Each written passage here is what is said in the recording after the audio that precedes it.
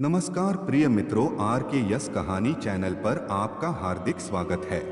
मित्रों, हमारे जीवन में दुख तो बहुत आता है और यह दुख सबके जीवन में आता है, मगर हम अपनी जिंदगी में दुख आने से बहुत परेशान हो जाते हैं।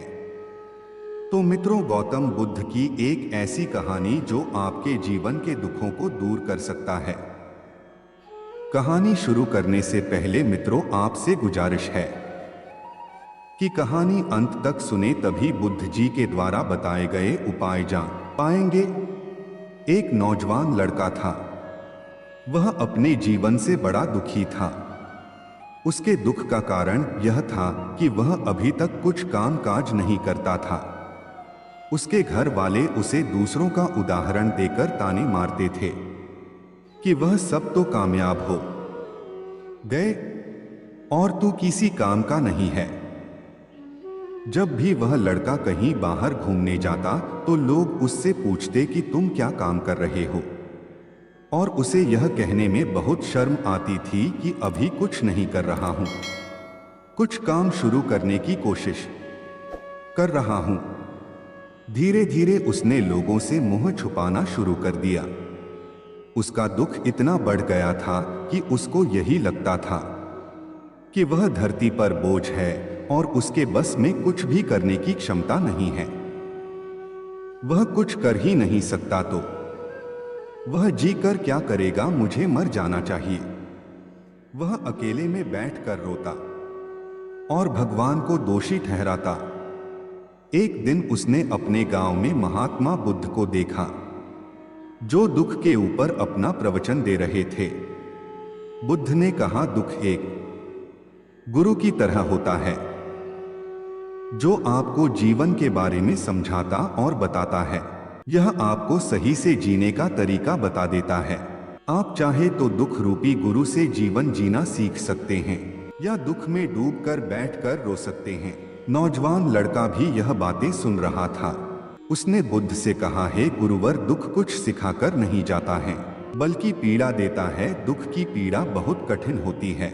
ऐसा लगता है कि इसके बाद कुछ नहीं मिलने वाला और कुछ नहीं होने वाला है। मृत्यु भी उसके सामने कम लगती है। लड़के की बात सुनकर बुद्ध ने पूछा, क्या दुख है तुम्हें? लड़के ने अपनी सारी परेशानी बुद्ध को बताई और कहा, क्या मेरे दुख का आपके पास कोई समाधान है? बुद्ध मुस्कुराए और कहा, जब तुम्हारे जीवन में असली दुख आए तब मेरे पास आना, मैं उसका समाधान अवश्य बताऊंगा। यह कहकर बुद्ध जी वहां से चले गए। लड़के ने सोचा, क्या मेरा यह दुख असली नहीं है?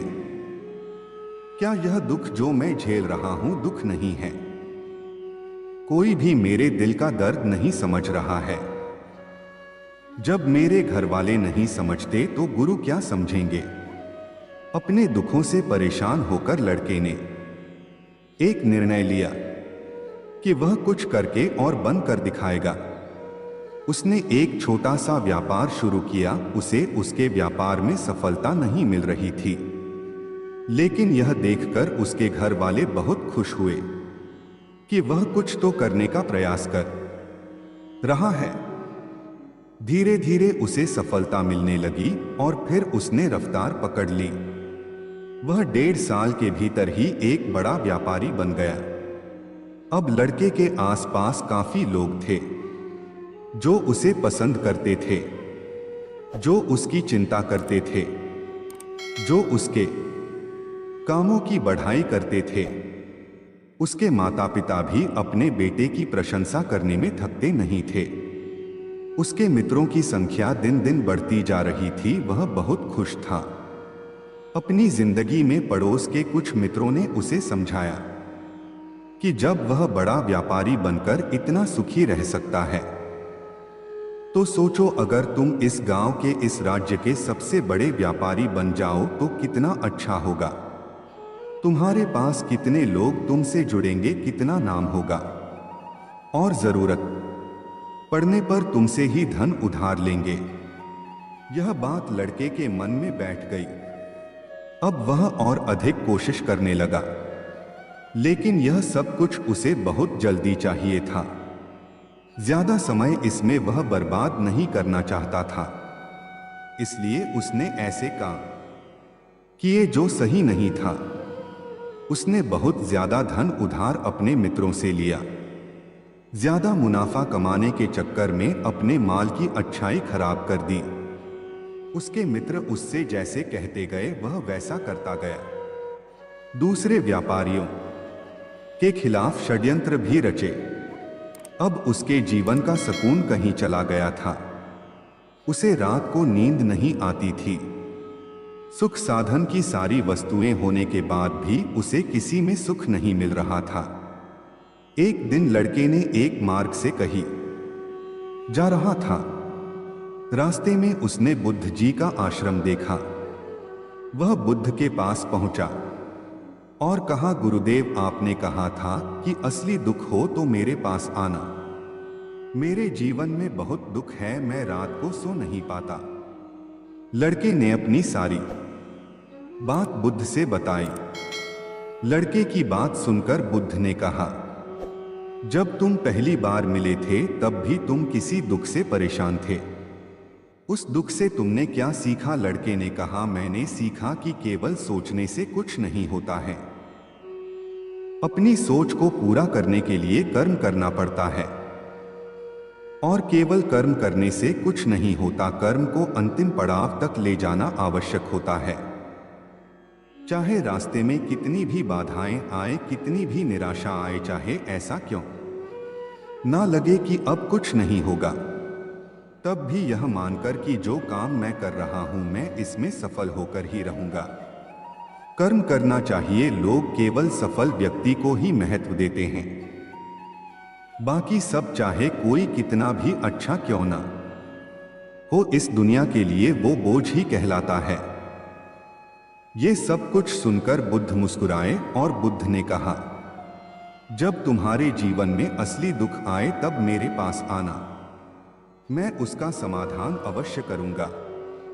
लड़के ने बुद्ध को एक घड़ा भेंट किया जो सोने के सिक्कों से भरा था। घड़े को देखकर बुद्ध ने कहा, इस घड़े को वहां उस पेड़ के नीचे गड्ढा खोदकर दबा दो। यह मेरे किसी काम का नहीं। लड़के ने ऐसा ही किया और वहां से चला गया। धीरे धीरे लड़के को डोट व्यापार में घाटा होने लगा। उसकी धन संपदा धीरे धीरे घटने लगी और एक समय ऐसा आया जब उसके ऊपर बहुत कर्ज हो गया।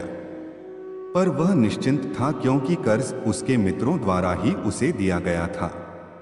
वह सोचता था कि उसके मित्र उसके बुरे समय में उसका साथ देंगे, पर ऐसा कुछ नहीं हुआ। सबसे पहले मित्रों ने ही अपना उधार धन उससे मांगना शुरू किया। ना देने पर जान से मारने की धमकी भी दी।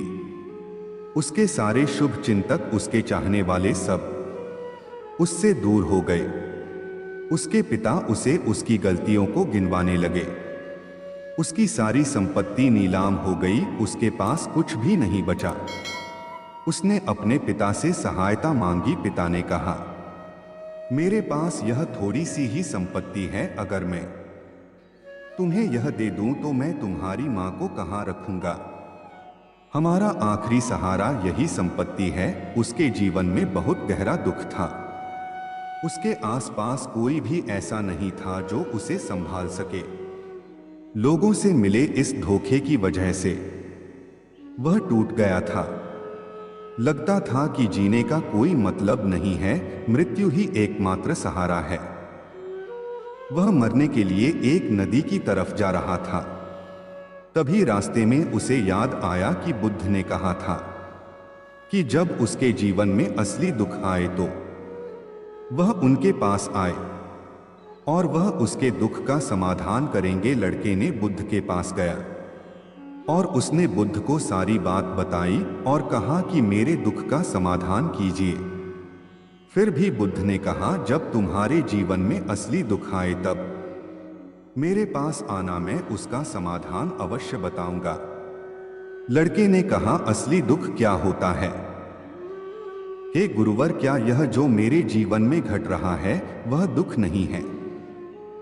बुद्ध ने कहा, पहले यह बताओ कि तुमने अपने इस दुख से क्या सीखा है। लड़के ने कहा, जो लोग तुम्हारी तरक्की के साथ, तुम्हारी सफलता के साथ हैं, वह तुम्हें धोखा देंगे, क्योंकि तुम्हारे बुरे समय में वह तुम्हारे साथ नहीं रहेंगे, बल्कि तुम्हारा फायदा उठाएंगे। भरोसा केवल उन्हीं लोगों पर करना चाहिए जो तुम्हारे बुरे समय में, असफलता के समय में तुम्हारे साथ खड़े रहे हो। और ऐसे लोग बहुत कम ही देखने को मिलते हैं, और जिन्हें मिलते हैं उन्हें हमेशा उनकी कदर करनी चाहिए। कभी किसी के खिलाफ षड्यंत्र नहीं करना चाहिए। ईमानदारी और धैर्य के साथ काम करना चाहिए, लालच नहीं करना चाहिए। बुद्ध ने पेड़ के नीचे गड्ढा खोदकर घड़ा निकाला जिसमें सोने के सिक्के भरे थे, और वह घड़ा फिर से लड़के को दे दिया और कहा, जब असली दुख हो तभी आना। लड़के ने बुद्ध को प्रणाम किया, धन्यवाद दिया, और वह घड़ा लेकर चला गया। उस धन से उसने दोबारा व्यापार शुरू किया, और अब वह छोटा सा व्यापारी बनकर भी खुश था, और ईमानदारी से काम करते करते वह एक बड़ा व्यापारी भी बन गया। हालांकि इसमें उसे अब कुछ समय लगा, लेकिन अब वह खुश था। उसका जीवन खुशियों से भरा था। लेकिन आप कितने ही अच्छे हैं, कितना ही अच्छा काम करते हो, दान करते हो, पुण्य करते हो, लोगों की मदद करते हो, लेकिन जीवन में दुख सबके आता है। उस लड़के के माता पिता की मृत्यु हो गई। वह दोनों एक ही दिन मृत्यु को प्राप्त हो गए। अपने माता पिता से बहुत प्रेम करता था, इसलिए उसे बहुत गहरा दुख हुआ। वह उन्हें शमशान ले गया, वहां पर उनकी अंतिम क्रिया की गई। लड़के ने उन्हें चिता में जलते हुए देखा, उसका मन बेचैन हो गया। उसके मन में हजारों सवाल खड़े हो गए। वह घर वापस आया तो उसने अपने माता पिता की संपत्ति को देखा, जिसके लिए वह हमेशा उससे लड़ते रहते थे। आज वह लावारिस पड़ी थी, उसकी देखरेख करने वाले, उसके लिए लड़ने वाले चले गए थे।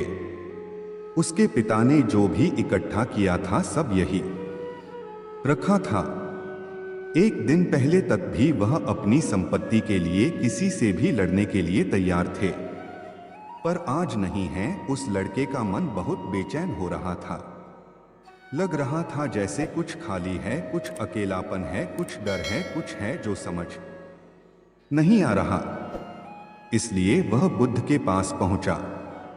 बुद्ध ने लड़के को देखते ही कहा, क्या कोई दुख है? लड़के ने कहा, जीवन में वैसे तो कोई दुख नहीं है गुरुवर, सब ठीक है, सब सही है, पर आज मेरे माता पिता की मृत्यु हो गई और मेरा मन बहुत दुखी है। बुद्ध ने कहा, इसमें दुखी होने वाली क्या बात है?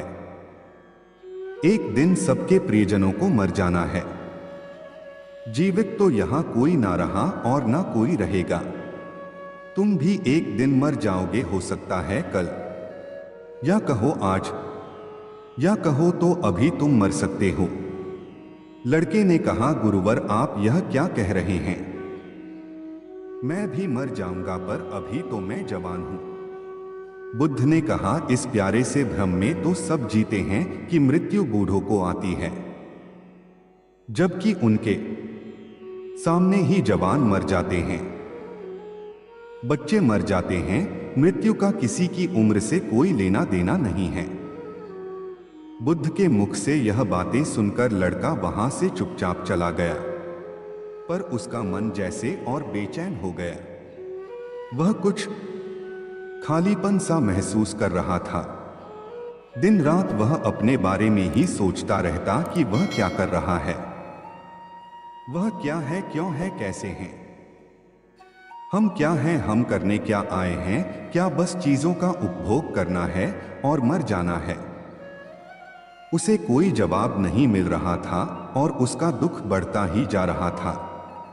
कुछ दिन बाद वह वापस बुद्ध के पास पहुंचा और बुद्ध को सारी बात बताई। यह सुनकर बुद्ध मुस्कुराए और कहा, आज पहली बार तुम्हारे जीवन में असली दुख उत्पन्न हुआ है।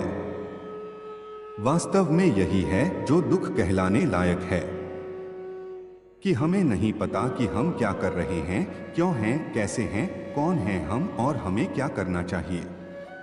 लड़के ने कहा, गुरुवर मेरे दुख का समाधान कीजिए। बुद्ध ने कहा, हम सब अपनी जीवन भर क्या इकट्ठा करते रहते हैं। लड़के ने कहा, गुरुवर सभी लोग धन संपत्ति मान सम्मान प्रेम परिवार मित्र शत्रु पद प्रतिष्ठा इकट्ठा करते रहते हैं। बुद्ध ने कहा, क्या इनमें से कुछ भी इकट्ठा करके हम अपने साथ ले जा सकते हैं। लड़के ने कहा, नहीं गुरुवर, इनमें से कुछ भी साथ नहीं जाता है। मेरे माता पिता के साथ भी कुछ नहीं गया, सब तो यहीं छूट गया। बुद्ध ने कहा, ध्यान से समझना, इस दुनिया में जिसे हमें इकट्ठा करना चाहिए उसे हम कभी इकट्ठा करते ही नहीं। सभी चीजों को देखते हैं लेकिन उसे देखते ही नहीं जिसे हमें इकट्ठा करना है। वह है हम खुद। हम इस दुनिया में अपने आप को इकट्ठा करना है ताकि जब हमारी मृत्यु हो तब हम एक हो सके और अपने आप को पहचान सके। हम बटे हुए हैं प्रेम में, नफरत में, क्रोध में, क्रूरता में, धन में, संपत्ति में, पद में, प्रतिष्ठा में, सम्मान में, पहचान में, धर्म में, जाति में, दूसरों को लूटने में और अपने आप को लुटाने में, और ऐसी ही हजारों लाखों छाव में, वासनाओं में हम बटे पड़े हैं। हम टुकड़ों में जीवन जी रहे हैं। हमारी चेतना कभी एक नहीं हो पाती है। हमारी ऊर्जा शक्ति बिखर गई है, इसलिए हमारे पास इतना भी समय नहीं है या इतनी भी शक्ति नहीं है कि हम मुड़कर अपनी ओर देख सकें। वास्तव में लोग जिंदगी भर जिन्हें दुख दुख कहकर चिल्लाते रहते हैं और उनका समाधान खोजते रहते हैं, उन्हें उनका समाधान कभी मिलेगा ही नहीं, क्योंकि जिन्हें वह दुख कहते हैं वह दुख है ही नहीं। इसलिए यहां किसी को कभी उनके दुख का समाधान नहीं मिलता है। वह बस एक समस्या से छूटकर दूसरी समस्याओं में फंस जाते हैं। जैसे वह पहली समस्या से रोते हैं वैसे ही वह दूसरी समस्या में रो पड़ते हैं। हमेशा ही एक ही समाधान नजर आता है, वह है मृत्यु, पर वह भी कोई समाधान नहीं है। इसलिए इन सब का अगर परम समाधान चाहिए तो अपने आप को इकट्ठा करो, अपनी ऊर्जा को इस संसार से वापस खींचो, उसे एकत्रित करो, अपने ऊपर ध्यान दो, अपने पर ध्यान लगाओ। मृत्यु से पहले अपने आप को पहचान लो। ऐसे ही बिखरे हुए मत चले जाना। बुद्ध जी यह बात सुनकर लड़के ने कहा, तो क्या गुरुवर हमें यह संसार छोड़ देना चाहिए, अपनी इच्छाओं को मार देना चाहिए, धन संपत्ति इकट्ठा नहीं करनी चाहिए? क्या हमें यहां किसी से प्रेम भी नहीं करना चाहिए? तब बुद्ध ने कहा, तुमसे इच्छाएं, कामनाएं और वासना ऐसी ही निकलती है जैसे पहाड़ से कोई पत्थर गिर रहा हो जिस पर पहाड़ का कोई नियंत्रण नहीं है, सिवाय देखने के और परेशान होने के और कुछ खोने के। जब तुम एकत्रित हो जाते हो तब जो भी तुम करते हो सब नियंत्रण में रहता है, तब इच्छाएं भी तुम्हारी इच्छा से निकलती है। लड़के ने कहा, गुरुवर आपने मेरे सच्चे दुख का निवारण कर दिया है, आपका बहुत धन्यवाद। अब मैं अपने आप को एकत्रित करूंगा। मानव शरीर में बहुत ऊर्जा है, बहुत शक्ति है, पर यह बेकार की चीजों में बट कर रह गई है, व्यर्थ की चीजों में लगी रहती है। यह ऐसे ही है जैसे एक शक्तिशाली मशीन किसी बच्चे के हाथ में दे दी गई हो। जैसे आपने कभी देखा होगा, बच्चे कभी कभी बाइक पर या कार में बैठकर उसे चलाने का नाटक करते हैं, क्योंकि उन्हें इतना ही पता है। ऐसे ही हम शरीर को चला रहे हैं। इसकी सही शक्ति का इस्तेमाल तो हम कभी कर ही नहीं पाते हैं। खुद को एकत्रित करने का मतलब यह नहीं होता कि हम संसार छोड़ दे सन्यासी हो जाएं या झोला उठाकर कहीं चले जाएं, या अपने लिए या अपने बच्चों के लिए धन संपत्ति ना इकट्ठा करें। जैसे जब बच्चे बड़े हो जाते हैं तब वह बाइक या कार को चलाकर लंबी दूरी की यात्रा आसानी से कर सकते हैं। नहीं तो बाइक या कार वही खड़ी रहेगी और हमें यह वहम रहेगा कि हम कहीं जा रहे हैं, जैसा कि बच्चों को होता है, पर हम कहीं नहीं पहुंचते। तो यही था दुख की घड़ी में क्या करें। दोस्तों, यह कहानी अगर आपको पसंद आई हो तो एक लाइक और कमेंट करके बताना। अगर आप चैनल पर नए हैं और अभी तक सब्सक्राइब नहीं किया है तो अपने कोमल और दयालु मन से चैनल को सब्सक्राइब जरूर कर ले। धन्यवाद।